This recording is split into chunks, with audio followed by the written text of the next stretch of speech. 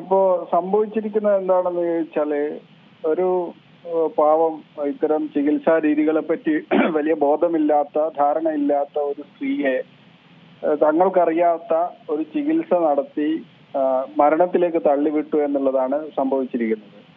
ഹാജറ അക്യുപങ്ക്ചറിസ്റ്റിന്റെ അടുത്ത് പോയി സ്വമേധയാ പോയി എന്നുള്ളത് ശരിയാണ്. പക്ഷെ അങ്ങനെ പോയിരിക്കുന്ന ഒരു സ്ത്രീയുടെ രോഗം മൂർച്ഛിച്ച് കേവലം ചികിത്സ കൊണ്ട് സുഖപ്പെടുത്താമായിരുന്ന സ്തനാർബുദം എന്ന അസുഖത്തെ അതിന്റെ ഏറ്റവും മോശം അവസ്ഥയിലാക്കി അവസാനം ശരീരമാസകലം ക്യാൻസർ ബാധിച്ച് മരണപ്പെടുകയാണ് ഉണ്ടായത്. ഈ ക്യാൻസർ ബാധയുടെ തുടക്കഘട്ടത്തിലാണ് ഹാജറ അവിടെ പോയിട്ടുള്ളത് എന്നുള്ളതാണ് നമുക്ക് മനസ്സിലാക്കാൻ സാധിക്കുന്നത്. ഇപ്പൊ മരണപ്പെടുമ്പോഴേക്കും ശരീരം മുഴുവൻ ക്യാൻസർ ബാധിച്ചിരുന്നു. എന്നാൽ ഈ അവസാന ഘട്ടത്തിൽ പോലും ഒരു മോഡേൺ മെഡിസിനോ അല്ലെങ്കിൽ ആധുനിക ചികിത്സകൾ എന്തെങ്കിലും ചെയ്യാൻ ഈ അവരെ ചികിത്സിച്ച 2 അക്യുപങ്ക്ചറിസ്റ്റുകളും തയ്യാറായില്ല എന്ന് മാത്രമല്ല, ഇവരുടെ ശരീരം പഴുത്ത് വ്രണമായി പൊട്ടിയൊലിക്കുന്ന ഘട്ടത്തിൽ പോലും ഇവർ പറഞ്ഞിരുന്നത് പ്രാർത്ഥിക്കാനും പച്ചവെള്ളം കുടിക്കാനും ഈന്തപ്പഴം കഴിക്കാനും അതുപോലെ തന്നെ ഈ പഴുപ്പ് പുറത്തു പോകുന്നത് അത് ഈ ശരീരം പൊട്ടിയൊലിക്കുന്നത് രോഗം സുഖപ്പെടുന്നതിന്റെ സൂചനയാണ്. അതുകൊണ്ട് 10 മിനിറ്റ് വെയിൽ കൊള്ളണം. ഇങ്ങനെ യാതൊരു നമ്മൾ നേടിയ എല്ലാ വൈദ്യശാസ്ത്ര പുരോഗതികളെയും തച്ചുടക്കുന്ന രൂപത്തിലുള്ള, അതും കേവല സാമ്പത്തിക ലാഭം ലക്ഷ്യം വെച്ച് മാത്രമാണ് ഇവർ ഇതൊക്കെ ചെയ്തുകൊണ്ടിരിക്കുന്നത്.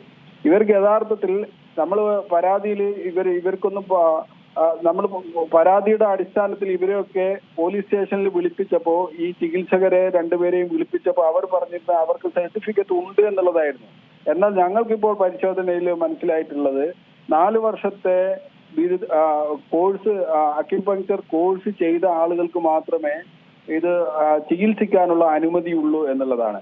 പക്ഷേ നമ്മളെല്ലാവർക്കും കേരളത്തിൽ അങ്ങോളം ഇങ്ങോളം സഞ്ചരിക്കുന്ന ആളുകൾക്കറിയാം, എല്ലാ ഭാഗങ്ങളിലും അക്യുപങ്ക്ചർ സെന്ററുകൾ എന്നുള്ള പേരിൽ 1 മാസത്തെയോ 2 മാസത്തെയോ അല്ലെ 1 കൊല്ലത്തിൽ ചുവടെയുള്ള ഓൺലൈൻ കോഴ്സൊക്കെ കഴിഞ്ഞ ആളുകളാണ് ഇത് പഠിപ്പിച്ചുകൊണ്ടിരിക്കുന്നത്. അത് അവർ കേവലം ചെയ്യുന്നത് ഒരു തലവേദനക്കോ അല്ലെങ്കിൽ മുട്ടുവേദനക്കോ ഉള്ള ചികിത്സ മാത്രമല്ല, ഏത് ചികിത്സയും ഞങ്ങൾ ചെയ്യും, ഇതിന് നിങ്ങൾ അലോപ്പതിയിലേക്ക് പോവേണ്ടതില്ല എന്നുള്ള നിലപാടുമായി എന്ന് ഈ പാവപ്പെട്ട രോഗികളോട് പറഞ്ഞുകൊണ്ടാണ് ഇവർ ചികിത്സിക്കുന്നത്. ഇവർ ചെയ്യുന്നത് വെറും അക്രമമാണ്. ഇവർക്കെതിരെ അതിശക്തമായ നടപടികൾ സർക്കാർ സ്വീകരിക്കേണ്ടതുണ്ട്. സക്കീർ, ഞാൻ ഒരു കാര്യം ചോദിച്ചിട്ട്, അതായത് ഈ സ്ത്രീക്ക് അറിയില്ലായിരുന്നു, അല്ലെ ഇവരെ അറിയിച്ചിട്ടില്ലായിരുന്നു ഇക്കാര്യങ്ങൾ? ഈ അക്യുപങ്ക്ചറിസ്റ്റുകൾക്ക് അറിയാമായിരുന്നു ഇവർക്ക് ക്യാൻസർ ആയിരുന്നു എന്നുള്ളൊരു കാര്യം? സ്ത്രീക്ക് അറിയില്ല. ഹാജർക്ക് ഇവർക്ക് വന്നിരിക്കുന്നത് ക്യാൻസർ ആണെന്ന് അറിയില്ലായിരുന്നു. ഹാജർക്ക് പേടിയുണ്ടായിരുന്നു. ഹാജർക്ക് പൊതുവെ ഹോസ്പിറ്റലുകൾ പോകാൻ അവൾക്ക് പേടിയുണ്ട്.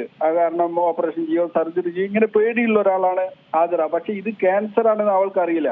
അവൾക്കറിയുമായിരുന്നെങ്കിൽ, അവളുടെ കുടുംബക്കാർക്ക് അറിയായിരുന്നെങ്കിൽ ഈ ചികിത്സ തുടരില്ല. ഹാജറ ഇത് ക്യാൻസർ ആണെന്ന് മനസ്സിലാക്കുന്നത് ഹാജറ തീരെ വയ്യാതായി വീട്ടിൽ തന്നെ ആയപ്പോ അവരുടെ ബന്ധുക്കള് ഹോസ്പിറ്റലില് കോഴിക്കോട് സ്വകാര്യ ഫാത്തിമ ഹോസ്പിറ്റലിൽ കൊണ്ടുപോയി അവിടുന്ന് MBR ക്യാൻസർ സെന്ററിൽ കൊണ്ടുപോയപ്പോൾ മാത്രമാണ് ബന്ധുക്കൾക്ക് ഇത് ക്യാൻസർ ആണെന്ന് മനസ്സിലായത്. ഹാജറ അത് വീണ്ടും ക്യാൻസർ ആണെന്ന് മനസ്സിലാക്കുന്നത് 2ാമത്തെ തവണ MBR ക്യാൻസർ സെന്ററിൽ പോയപ്പോൾ മാത്രമാണ്.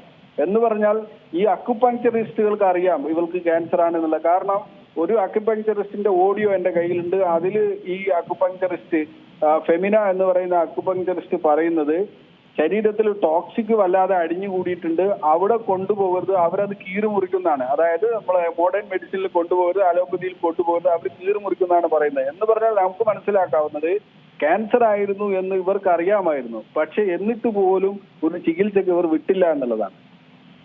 ഏറ്റവും പുതിയ വാർത്തകളും വിശേഷങ്ങളും വിരൽത്തുമ്പിലറിയാൻ സീ മലയാളം ന്യൂസ് എല്ലാ ഡിജിറ്റൽ പ്ലാറ്റ്ഫോമുകളിലും ലഭ്യം.